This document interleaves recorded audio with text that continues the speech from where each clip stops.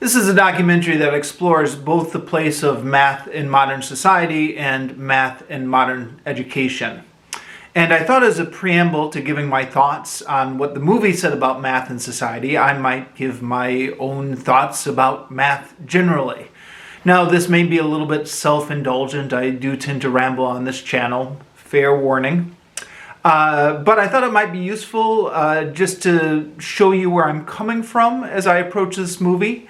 And also, in a way, it's a little bit fitting because the movie includes a lot of personal stories about people talking about their personal experiences with math. So why don't I give my personal experiences with math? So I took math all the way through 12th grade. I did not take any in college. I was a humanities major, English and history, political science. But I took all the required math all the way through high school. My last class of math was pre-calculus. I did okay in math. I never really had a problem understanding the concepts, insofar as being able to memorize the formulas and being able to do them. It's been argued that a lot of kids don't really understand math in the abstract sense. Maybe I didn't either. But I understood what I needed to do well enough. I didn't like math because I found it boring, and this may be just my proclivity towards the humanities. I liked stuff that had real people and real drama and human interest, and math was just boring and numbers. I also made a lot of mistakes doing math. Now, it wasn't that I didn't understand it. It's just that I was prone to making careless mistakes.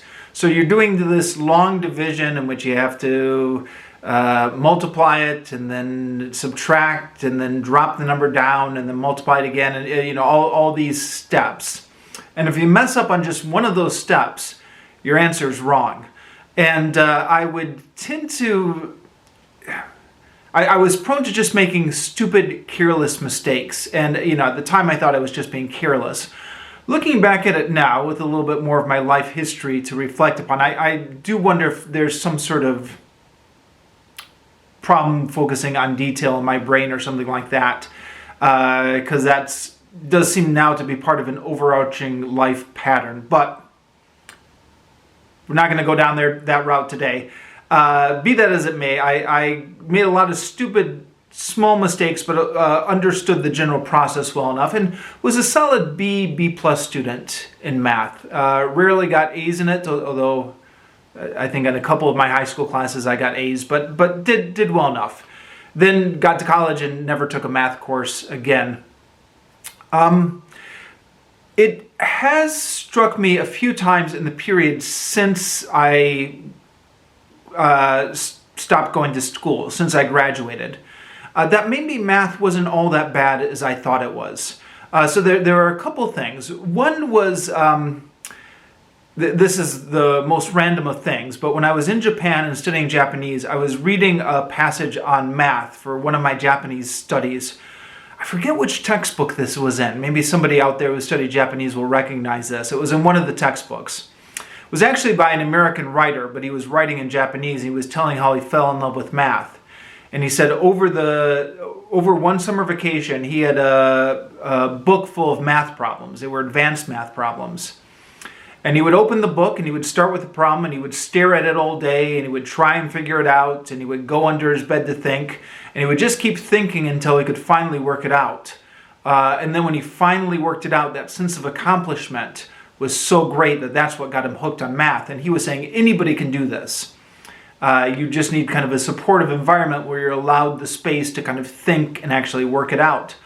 My experience of math had always been just kind of memorizing formulas and then going through the tedious steps of each formula. The idea of math as kind of a fun puzzle to be solved, it intrigued me a little bit and made me wonder if perhaps I had not appreciated math fully. The other thing is, at one point when I was getting ready to do my master's, I was preparing for the standardized test. I forget what it's called, the GRSAT or something like that, which had a math component, which involved me having to buy a preparatory book and go back to high school math. even though it was frustrating to realize how much of my high school math I'd forgotten, I did get a feeling of accomplishment by working out the problems, checking the answer in the back, seeing that I got right, seeing kind of everything fall into its place, a little bit like a neat puzzle. It's actually occurred to me with a few different, with a lot of stuff that I learned in high school that I didn't appreciate it at all in high school. I think part of the problem with middle school or high school is because you're forced to learn stuff, you're not intellectually curious. And I very quickly developed what I think a lot of people developed, where I said, I like this subject, I don't like this subject. So I like history, I don't like math. And then once you have that self-image, it becomes reinforcing. But then, once you're out of school, you're like, well, the world is a fascinating place. Sure, I like history, but isn't science fascinating? Wouldn't math be neat? Wouldn't it be neat to study all these things? And you don't appreciate it at high school because somebody's forcing you to study all day and you hate it.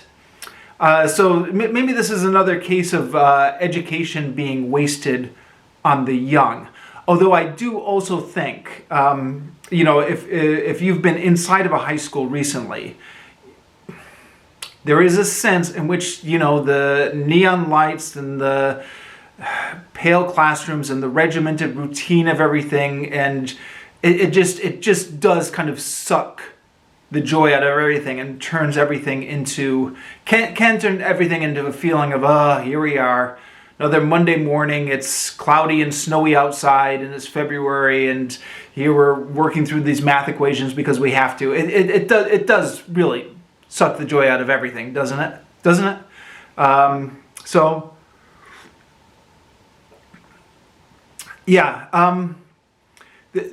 guess the only other thing I would say is it was interesting when I was in Vietnam.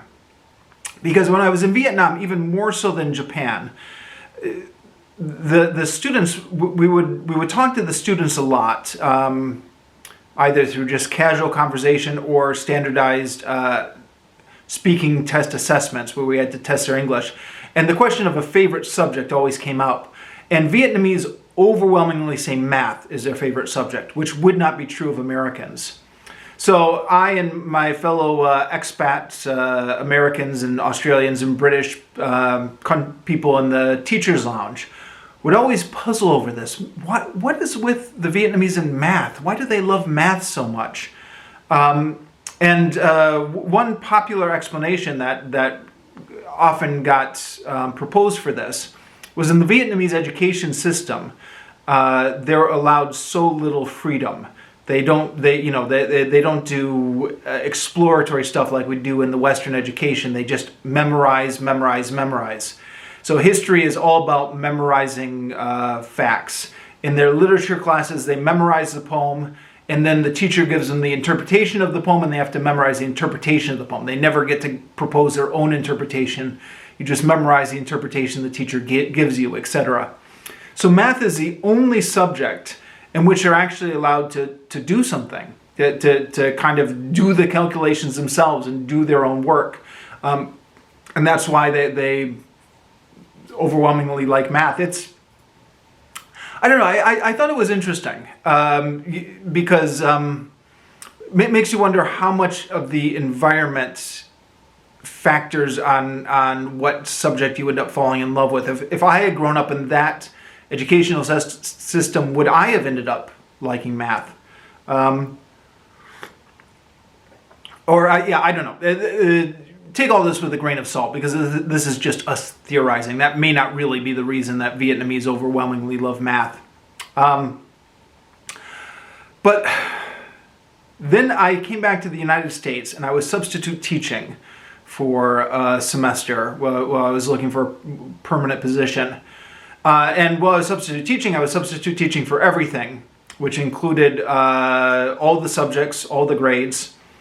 And I was very depressed to realize how little of the math I had learned I had remembered. I could remember up about through 6th grade. So fractions, decimals, basic algebra I could do. More complex algebra I could not remember how to do. trigonometry and pre-calculus, which I had studied at one time in high school. I couldn't remember how to do that at all. The signs, the equations and the terminology looked vaguely familiar, like x squared plus y squared equals something 24. And I'm like, okay, I used to know how to do this. Sine, cosine, I used to know what those things meant. I don't know what they mean anymore. And it was just one of those moments where you think, boy, all those years studying math, and it's been useless.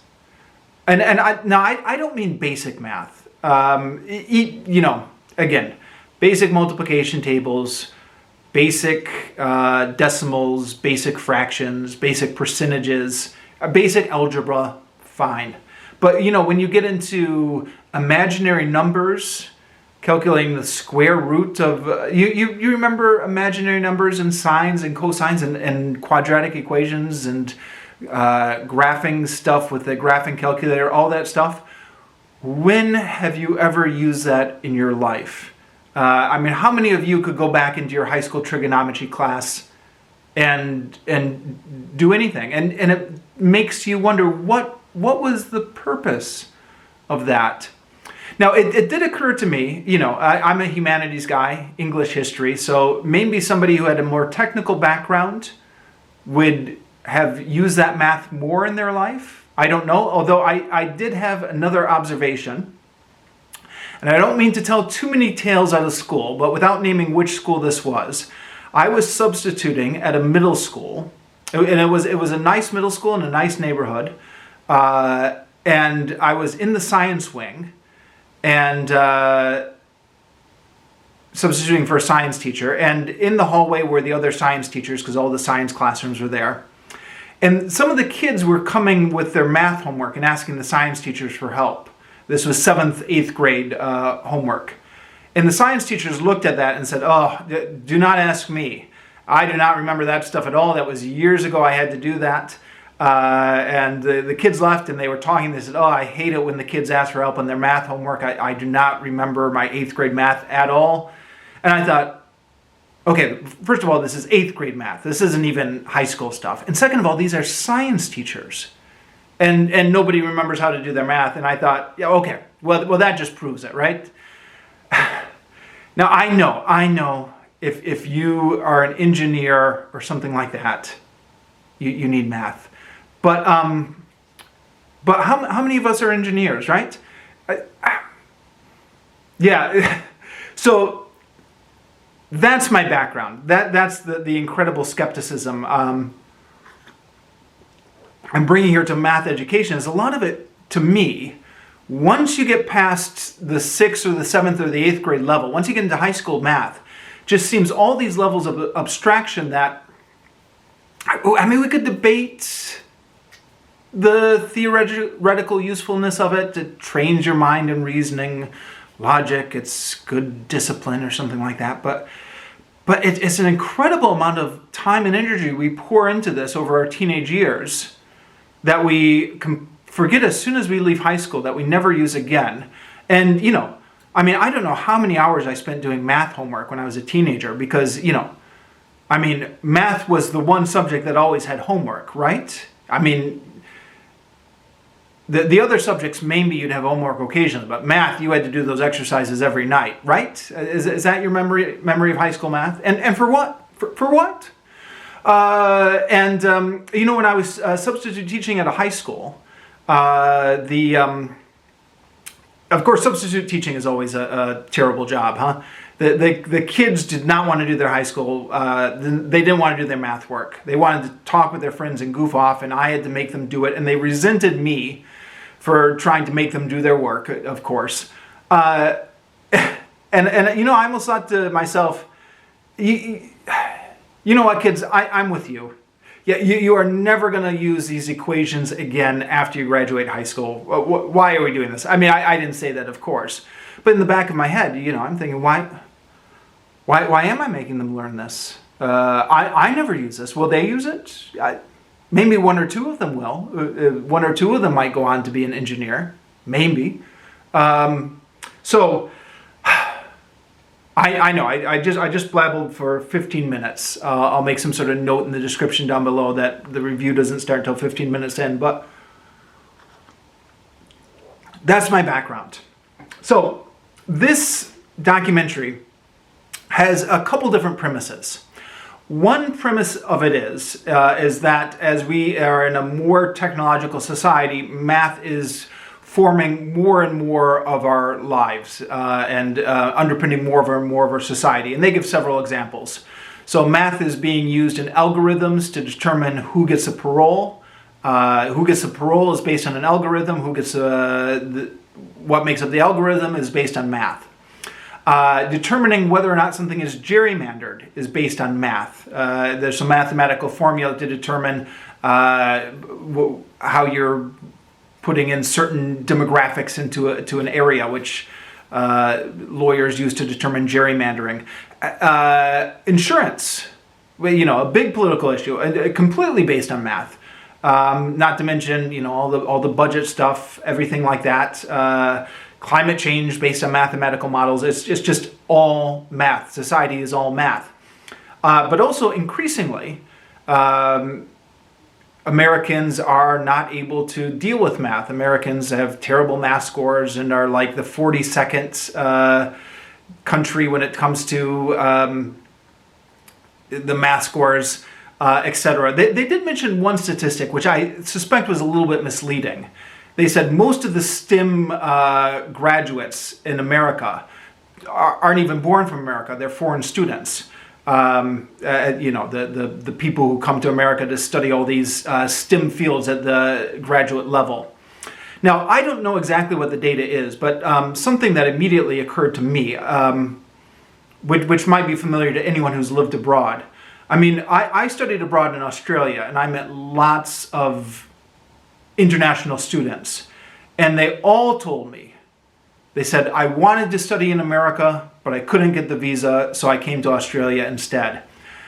Everyone wants to study in America. Well, not now. Not with the current political chaos, but like up until 2025, everybody wanted to study in America. We attracted the best minds from all over the world into our universities, and I suspect that's the reason that the majority of people studying STEM at the graduate level in America aren't American. It's not necessarily because there was a deficit in American education. It's because we're attracting people from all over the world. That's my hunch anyway. So that's one statistic the movie threw out that I had a little bit of a question about. But anyways, the movie's premise is that everything's based on math. Math education in America is abysmal, and therefore we are disenfranchising people. Now, yeah, maybe. But my problem with this, and this goes back to this long rant I did when I started at the beginning of the video. I think for the majority of people, their high school trigonometry, their high school calculus is not going to be useful in their everyday lives. For very few, maybe. Now, the movie, the documentary made the case that there's a lot of complex mathematics undergirding our everyday lives. I don't disagree with that, but I wonder, how complex are these mathematics? Is a high school graduate going to be able to deal with this? Or is the level of mathematical knowledge that the movie is talking about going to require a graduate degree in mathematics? They mention all these complex mathematical formulas and algorithms that are underpinning everything. But then the focus of the movie is on, primary and secondary education. But, is that going to be enough to deal with these complex algorithms that are dominating society, or do they really need somebody who's going to, is the level of sophistication they're talking about one step above where they're targeting? That's what I strongly suspected while watching this movie. There were other things. So the movie at the beginning talked about gerrymandering. And they showed these maps, and you've seen the gerrymandered maps, right? Where it's just like kind of this ridiculous, long, thin district that goes all over the place. And they said, it's very difficult to tell with the naked eye whether or not something is gerrymandered. You actually need to look at the populations and do mathematical formulas to see. And I thought, well, here's an idea. Well, what about introducing legislation that says a district has to be 4 straight lines? You can fudge it a bit. You can make them long lines or short lines, or you can maybe fudge the angles a little bit, but it has to be 4 lines. That's your district. Problem solved, right? I don't understand why we don't have that for gerrymandering. But for whatever reason, and to be fair, it's not a movie on gerrymandering, but the movie mentioned gerrymandering as a problem. The movie insisted that gerrymandering could only be understood by mathematical equations. And then the movie played a transcript from the Supreme Court hearing in which Chief Roberts is presented with this complex mathematical equation for defining gerrymandering. And he says, I can't accept that as a ruling because the average American person isn't going to be able to understand that. And the movie criticized him for that. How backwards is the United States when the Supreme Court won't even recognize math? But I've got to say, I was on Chief Justice Roberts' side. I mean, not across the board, but, on this one issue. It's good if the laws are based on simple logic that the people can understand. I'm not saying the math doesn't exist, but if the majority of the American public can't understand these complex formulas, then don't base your laws on them. Base your laws on principles that people can understand. It's a democracy. That was one thing that the movie was. One thrust of the movie that I completely disagreed with. And again, I don't understand why they don't just make a law that the district has to be a simple box. Seems to me like that would solve the gerrymandering problem. Why haven't they done that? Okay, the other thing, while I'm getting all my criticisms of this movie out of the way,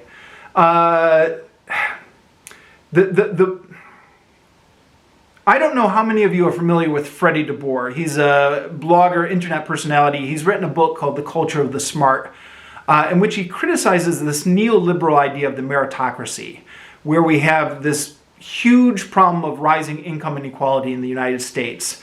And the neoliberal solution is just educate more, improve the schools, just get everyone smarter. If we get everyone smarter, it would solve the problem of income inequality. And he's written a whole book saying, no, that's not the solution. If everyone gets a college degree, then that's just going to decrease the value of college degrees. If everyone gets a master's degree, then you're just going to flood the market with people who have a master's degree. You're not going to make everyone. You're not going to solve these structural problems because the labor market is relying on supply and demand. Master's degrees are valuable now because they are rare. If everyone has a master's degree, they won't be as valuable. So I don't know. I've been reading Freddie DeBoer for a while, and I am quite sympathetic to that argument. So when the movie was advocating that the solution to this income inequality is just for everyone to get a master's degree, I was thinking, well, is it though? Now, at one point, the movie said this quite explicitly. So there is a woman, it's not important that she's a woman. There's a person talking, and she says, with the price of houses being what they are now, you need a steady job to get a house. To have a steady job, you really need a bachelor's degree in order to, get finance from the banking and stuff like that. And really, she said, these days, you really need a master's degree in order to have a wage high enough to qualify for home ownership. And then she said, and you can see when minorities aren't getting math education and they're not eligible for these bachelor's and master's degrees, that's really disenfranchising a lot of the community, and that's why we need to teach more math. I'm paraphrasing her somewhat, but this was very much the gist of what she was saying. And I'm watching the movie and I'm thinking, that is not a solution to the housing crisis for everyone to get a master's degree. You know, if you look at the housing crisis and you look at how high houses are so that you have to have a master's degree to be able to afford home ownership, then the problem is the housing prices. You don't look at that problem and say, well, what we really need is for more people to get a master's in math education. So those kind of things about the movie exasperated me a little bit. Now, to be perfectly fair, I'm sure if the people who made the movie were watching this review, they would say that you know, the long rant I put at the beginning of this video about how I don't remember any of my high school math and it seems like a complete waste of time. I think they would say that they wanted to get away from that memorizing of formulas and kind of mindless rote practicing of arithmetic problems, and more towards understanding math at a deeper level and kind of teaching the way that this math is more accessible to kids. And there may be something to that. They showed it only in the vaguest of terms. So, they showed some examples of it. And I thought, oh, yeah, okay, fine. I'm not sure how they would teach imaginary numbers using the techniques that they illustrated. I'm not sure how you would get into sine and cosine and all those other things about high school math that I haven't used since high school.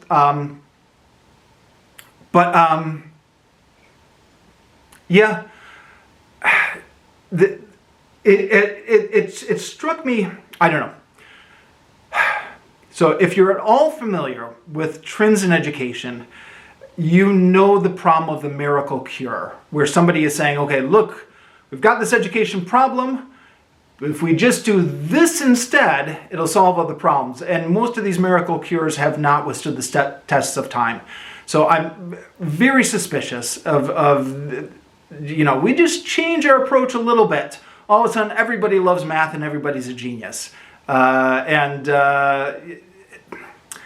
Maybe. I'm suspicious. But the other thing is we didn't get into the nuts and bolts of it at all. There was a story of a woman who had struggled with math all her life.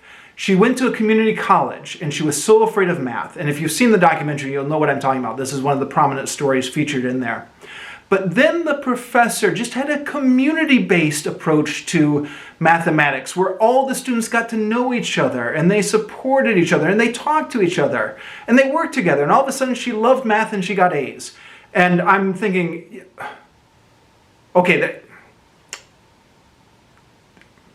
fine, but what really happened? Like, that description of that classroom was so vague as to be useless. What did that professor do? What were the techniques? And yeah, okay, to be fair, it's a documentary. You don't have time to get into all that stuff. It's something that's just made to be watched. The thesis of the movie is we need to improve our math education.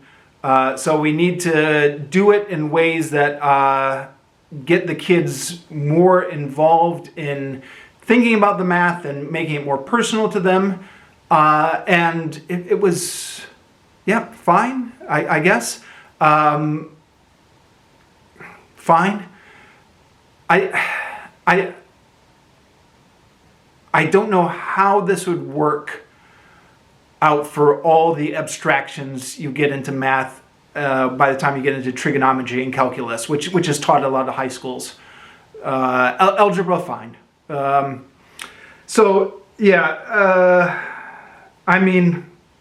don't know. Maybe if the movie had been a little bit less strident in its message, saying, we can improve algebra a little bit. Forget about the higher level algorithms, but we can make algebra more comprehensive to at-risk teenagers.